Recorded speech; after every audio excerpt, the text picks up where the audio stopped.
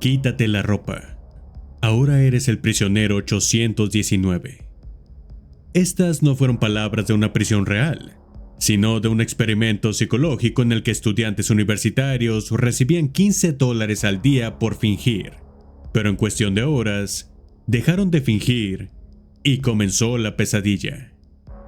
El experimento de la prisión de Stanford fue cancelado después de solo 6 días, en lugar de los 14 planeados. ¿Qué transformó una simulación inocente en un experimento científico sádico y retorcido? Vamos a descubrirlo.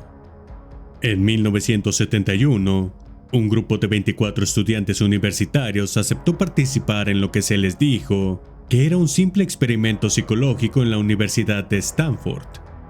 Eran saludables, inteligentes, normales. Pero en solo unos días, todo cambió.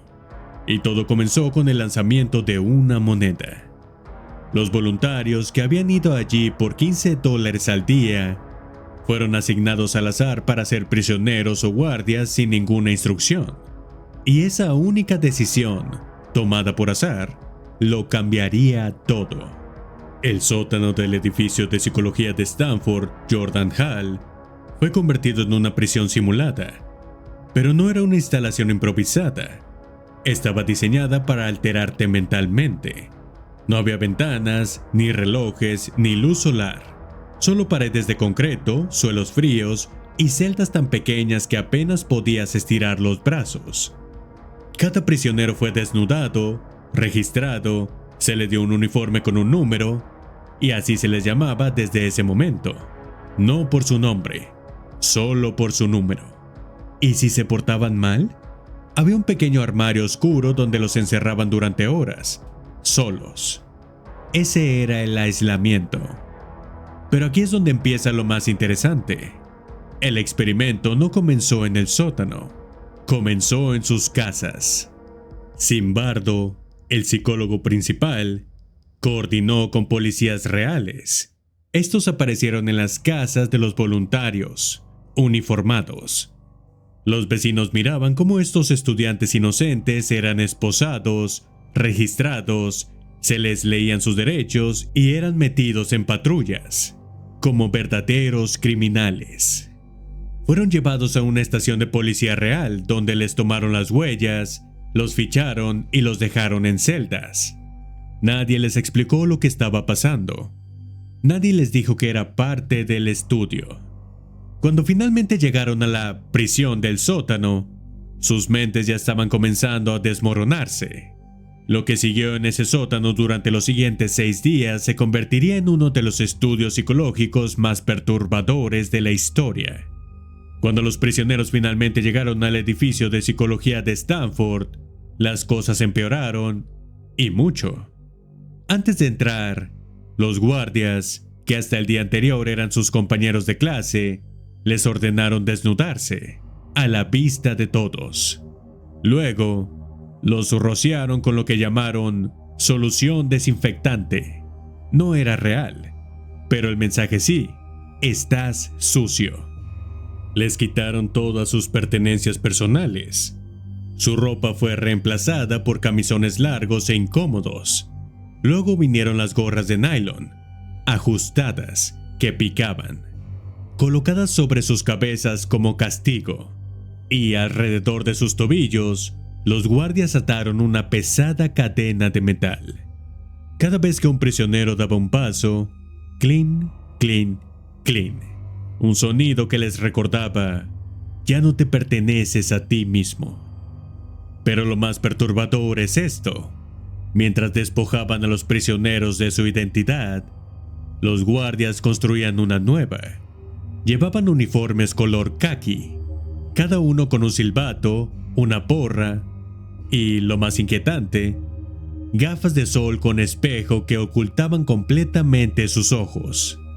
Así que, cuando un prisionero trataba de mirar a un guardia a la cara, no veía a una persona, se veía a sí mismo, impotente, expuesto y completamente solo. No tardó en pasar. Horas después de que comenzara el experimento, las cosas ya estaban ocurriendo. A las 2:30 a.m. en la primera noche, los guardias irrumpieron en las celdas, soplando silbatos, gritando órdenes, forzando a los prisioneros a alinearse. Les hicieron recitar sus números de identificación una y otra vez, en voz alta, hasta que los números ya no eran aleatorios, eran reales. A los guardias se les dijo una cosa: no violencia física, pero eso no los detuvo. En cambio, los volvió creativos, y lo que siguió fue un descenso hacia la tortura psicológica tan perturbadora que el experimento tuvo que terminar antes de tiempo. Al segundo día llegó el punto de quiebre. Frustrados por el trato cada vez más cruel, los prisioneros se rebelaron. Arrancaron sus números de identificación, se quitaron las gorras y bloquearon las puertas de sus celdas con las camas. Lo que sucedió después sorprendió incluso a los investigadores. Los guardias pidieron refuerzos, incluidos los de turno nocturno que no estaban programados, pero que se ofrecieron como voluntarios para ayudar a aplastar la rebelión. Usaron extintores para sacar a los prisioneros, desnudaron a los líderes de la rebelión y los metieron en aislamiento. Los demás prisioneros fueron obligados a hacer flexiones como castigo, no por minutos, sino por horas. Menos de 36 horas después de iniciar el experimento, el prisionero número 8612 comenzó a desmoronarse. Lloraba sin control. Luego vino la rabia, estallidos violentos, frases sin sentido. En lugar de ayudarlo, los guardias vieron una oportunidad. Le ofrecieron convertirse en informante, tratando de volverlo contra sus compañeros. Cuando su condición empeoró, finalmente fue retirado del experimento. Lo que comenzó como una actuación se había transformado en una guerra psicológica. Los guardias crearon un sistema de celdas de privilegio, recompensando a ciertos prisioneros con mejor comida, mejores camas y menos castigos. Una estrategia deliberada para dividirlos y romper su solidaridad. Algunos comenzaron a delatar a los demás con tal de ganarse el favor de los guardias. La línea entre experimento y realidad se había desvanecido por completo. Y observándolo todo estaba el investigador principal, Philip Zimbardo, quien también cayó en su rol de superintendente de prisión, en lugar de actuar como científico objetivo. Debería haber intervenido, pero no lo hizo.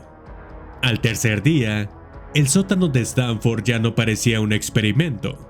Los guardias gobernaban con total control psicológico.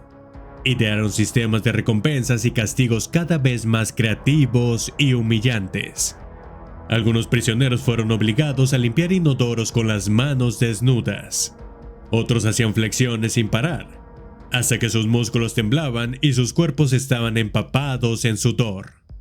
Los conteos que al principio duraban 10 minutos, ahora se alargaban por horas de estar de pie, recitando números y soportando insultos. Más preocupante aún era el comportamiento de Zimbardo. En lugar de mantenerse objetivo, observaba los abusos y no hacía nada por detenerlos. De hecho, algunas pruebas indican que incluso los alentaba. Los guardias dejaron de vaciar los baldes de los prisioneros, permitiendo que el hedor llenara las celdas. No fue un descuido, fue una decisión calculada. Decían que el olor era un castigo adicional por mala conducta. Los efectos psicológicos en los prisioneros se volvieron imposibles de ignorar. Varios colapsaron entre llantos incontrolables. Otros sufrían ataques de ira sin motivo. Muchos desarrollaron ansiedad aguda con síntomas físicos. Un prisionero presentó un sarpullido en todo el cuerpo tras serle negada la libertad condicional. No era una irritación leve, era una reacción psicosomática total. Quizás lo más revelador fue el comportamiento de los guardias cuando no estaban siendo observados. Se ofrecían para turnos extra, sin pago adicional. Habían interiorizado tanto su rol que el poder sobre los prisioneros se volvió su propia recompensa. Y todo esto sucedió en días, no semanas, no meses, días. Con el paso del tiempo, todo se volvió más oscuro. Todos estaban atrapados en esa realidad fabricada. Todos excepto una persona, Christina Maslach, recién graduada de Stanford y futura esposa de Zimbardo. Fue quien rompió el hechizo. Cuando visitó la prisión simulada, quedó horrorizada. A diferencia de los demás, ella no había sido desensibilizada poco a poco. Enfrentó directamente a Zimbardo. «Es terrible lo que le estás haciendo a estos chicos». Sus palabras atravesaron la fachada del superintendente y llegaron al científico perdido. Zimbardo se dio cuenta del horror y tomó una decisión radical. El experimento, planeado para durar 2 semanas, fue cancelado a los 6 días. No porque hubieran reunido suficientes datos, sino porque se había vuelto un peligro real para la salud mental de los participantes. Lo que comenzó como un estudio psicológico controlado se convirtió en una pesadilla de errores éticos. El experimento no solo reveló algo sobre la dinámica carcelaria, mostró lo peligrosa que puede ser la ciencia sin límites éticos. Los participantes no dieron un consentimiento informado real, no fueron protegidos del daño psicológico, y quizás lo más grave, los investigadores fomentaron los abusos que decían solo estar observando. 50 años después, el experimento de la prisión de Stanford sigue siendo una advertencia sobre lo rápido que el poder corrompe, lo fácil que es asumir un rol, y lo peligroso que es priorizar los resultados por encima del bienestar humano. ¿Su legado más importante?